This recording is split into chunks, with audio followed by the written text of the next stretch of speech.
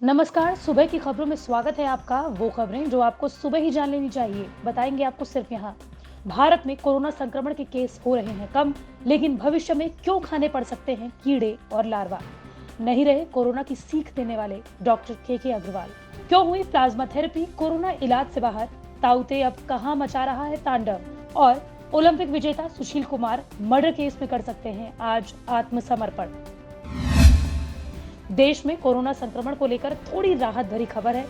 17 मई को लगातार दूसरे दिन संक्रमण के 3 लाख से कम मामले सामने आए हैं। मौतों का आंकड़ा भी 4000 से घटा है। पिछले 28 दिनों में आए ये सबसे कम मामले हैं।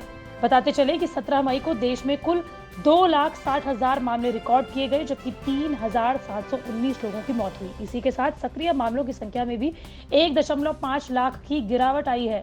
हालांकि देश में सक्रिय केस अभी भी 30 लाख के ऊपर है। इसी के साथ कैम्ब्रिज यूनिवर्सिटी के साइंटिस्ट ने दावा किया है कि भविष्य में आपको नाश्ते और स्नैक्स में खाने के लिए कीड़े का लार्वा और प्रोटीन युक्त सफेद कीड़े, फंगस से निकला हुआ प्रोटीन और एल्गी खाने को मिल सकता है, क्योंकि ये तेजी से दुनिया भर में फैल रहे हैं। दिक्कत यह है कि जिस तरह से क्लाइमेट चेंज हो रहा है, महामारियां आ रही हैं, जंगलों में आग लग रही है, बाढ़ आ रही है, ऐसे में उन चीजों की कमी होगी जिन्हें आमतौर पर खाया जाता है। फिर आपको कीड़े का लार्वा और एल्गी यानी काई खाकर ऊर्जा प्राप्त करनी होगी। कैम्ब्रिज यूनिवर्सिटी के centre for studies of existential risk के रिसर्च एसोसिएट SF जाचोर ने कहा कि अब ऐसी महामारियां और प्राकृतिक आपदाएं आएंगी तब खाने की किल्लत होगी। गरीब देशों को बहुत ज्यादा परेशानियों का सामना करना पड़ सकता है। ऐसे में इंसान को जीवित रहने के लिए ऐसे खाने की जरूरत पड़ेगी जो कम खाने पर भी पूरी ताकत दे और इंसान सेहतमंद भी रहे। आपको बताते चले कि कैम्ब्रिज यूनिवर्सिटी के साइंटिस्ट ने यह भी बताया कि ऐसी खाद्य सामग्रियों को हम भविष्य का खाना यानी कि फ्यूचर फूड्स कहते हैं। इंसानों के सामने मजबूरी ये होगी कि उन्हें मछलियों की तरह खाना होगा। ये काई यानी एल्गी खाएंगे, फंगस से निकलने वाला प्रोटीन खाएंगे, यहाँ तक कि उन्हें कीड़े के सफेद लार्वा तक को खाना पड़ सकता है। Heart care foundation of India के प्रेसिडेंट और IMA यानी कि इंडियन मेडिकल एसोसिएशन के पूर्व निदेशक पद्मश्री डॉक्टर के अग्रवाल का 17 मई रात 11:30 बजे निधन हो गया। डॉक्टर के अग्रवाल को कोरोना संक्रमण के बाद एम्स के ICU में भर्ती कराया गया था। के अग्रवाल ने अपने ट्विटर अकाउंट पर बीते 28 अप्रैल को ये जानकारी दी थी कि वो कोरोना से संक्रमित हो गए हैं। उन्होंने कोरोना वैक्सीन की दोनों डोजेज ली हुई हैं। हालांकि कोरोना संक्रमित होने के बावजूद वो लोगों को एकजुट करने के काम में लगे हुए थे। इस बारे में आधिकारिक रूप से जानकारी देते हुए उन्होंने कहा कि काफी दुख के साथ सूचित किया जा रहा है कि डॉक्टर के अग्रवाल का 17 मई की रात 11:30 बजे के करीब कोरोना की लंबी लड़ाई लड़ते हुए निधन हो गया। जब से वो डॉक्टर बने थे, उन्होंने अपना जीवन लोगों को जागरूक करने को लेकर समर्पित कर दिया था। डॉक्टर के अग्रवाल हार्ट केयर फाउंडेशन के प्रेसिडेंट थे। इससे पहले वो इंडियन मेडिकल एसोसिएशन के अध्यक्ष भी रह चुके हैं। साल 2010 में मेडिकल क्षेत्र में वो योगदान के लिए भारत सरकार की तरफ से उन्हें पद्मश्री पुरस्कार से सम्मानित भी किया गया था। डॉक्टर के अग्रवाल ने 1969 में नागपुर यूनिवर्सिटी से MBBS की पढ़ाई की थी। इसके बाद उन्होंने इसी विश्वविद्यालय से 1983 में MBBS MS की डिग्री हासिल की थी। उन्होंने पुरातन वैदिक दवाओं और आधुनिक दवाओं के मेलजोल को लेकर कई किताबें लिखी है। मेडिकल के क्षेत्र में उल्लेखनीय योगदान के लिए डॉक्टर के अग्रवाल को डॉक्टर BC रॉय पुरस्कार से सम्मानित भी किया जा चुका है। कोरोना संक्रमण के बीच प्लाज्मा थेरेपी को लेकर ICMR और एम्स ने बड़ा फैसला लिया है। कोरोना के इलाज से प्लाज्मा थेरेपी को हटा दिया गया है। इस संबंध में एम्स और ICMR की तरफ से नई गाइडलाइन जारी की गई हैं। इससे पहले कोविड-19 संबंधी भारतीय आयुर्विज्ञान अनुसंधान परिषद यानी Indian council of medical research national task force की बैठक में भी सभी सदस्य इस पक्ष में थे कि प्लाज्मा थेरेपी को कोरोना इलाज पद्धति से हटाया जाना चाहिए। उनका कहना था कि कोरोना थेरेपी प्रभावी नहीं है और कई मामलों में इसका अनुचित रूप से इस्तेमाल किया गया है। Indian council of medical research के शीर्ष वैज्ञानिक डॉक्टर समीरन पांडा ने बताया है कि BJM में छपे आंकड़ों में ये सामने आया है कि प्लाज्मा थेरेपी का कोई फायदा नहीं है।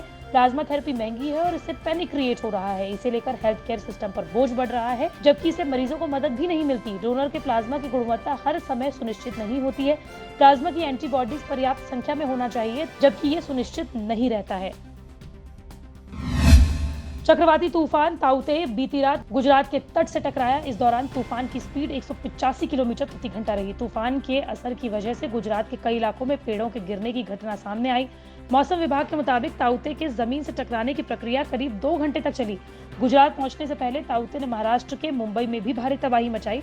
महुआ के पास पेड़ गिरने की वजह से ऑक्सीजन सिलेंडर लेकर जा रहा ट्रक फंस गया। बताते चलें कि गुजरात पहुंचने के बाद चक्रवाती तूफान ताऊते अब कमजोर पड़ने लगा है। हालांकि ऐसा नहीं है कि खतरा टल गया है, क्योंकि तूफान की रफ्तार अभी भी 135 किलोमीटर प्रति घंटा है। तूफान की वजह से गुजरात के कई जिलों में पेड़ और बिजली के खंभे उखड़ गए हैं। गुजरात के बाद ये चक्रवाती तूफान राजस्थान में तबाही मचा सकता है।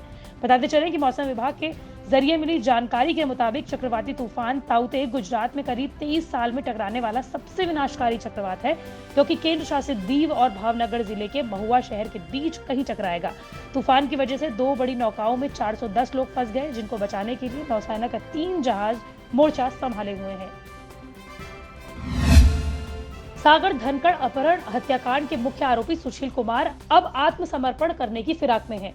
वो 1-2 दिन में दिल्ली एनसीआर की किसी कोर्ट में आत्मसमर्पण कर सकते हैं। इसी को लेकर सुशील की तरफ से मॉडल टाउन थाने के पुलिसकर्मी को व्हाट्सएप कॉल से ये जानकारी दी गई। जांच से जुड़े वरिष्ठ पुलिस अधिकारी ने बताया कि सुशील और उनके साथियों की गिरफ्तारी के लिए लगातार छापेमारी की जा रही है। यही नहीं, दबाव बनाने के लिए ससुर, पत्नी और दूसरे परिजनों से लगातार पूछताछ की जा रही है। इस बीच सूचना मिली है कि सुशील अपने वकील के माध्यम से अग्रिम जमानत की अर्जी दायर करने वाला था, लेकिन गैर जमानती वारंट जारी होने के बाद से उसकी योजनाएं धरी रह गई। बताया जा रहा है कि परिजन और जानकारों से पूछताछ में मालूम हुआ है कि सुशील अब अदालत में आत्मसमर्पण करने की तैयारी कर रहा है। सूत्रों के मुताबिक 16 मई को मॉडल टाउन थाने के पुलिसकर्मी के पास सुशील ने व्हाट्सएप कॉल पर आत्मसमर्पण करने की बात कही थी। माना जा रहा है कि ऐसा करके परिजनों पर पड़ने वाले दबाव को कम करना चाहता है। पुलिस अधिकारी के मुताबिक अभी तक की जांच में ये मालूम हुआ है कि सुशील कुमार अपने साथियों के साथ नजफगढ़, बहादुरगढ़, झज्जर के बीच में कहीं छिपता फिर रहा है। इन इलाकों में फार्म हाउस और फ्लैट्स हैं जहां पर छिपना संभव है। इस काम में सुशील कुमार के विश्वस्त सहयोगी अजय उसका पूरा साथ दे रहा है।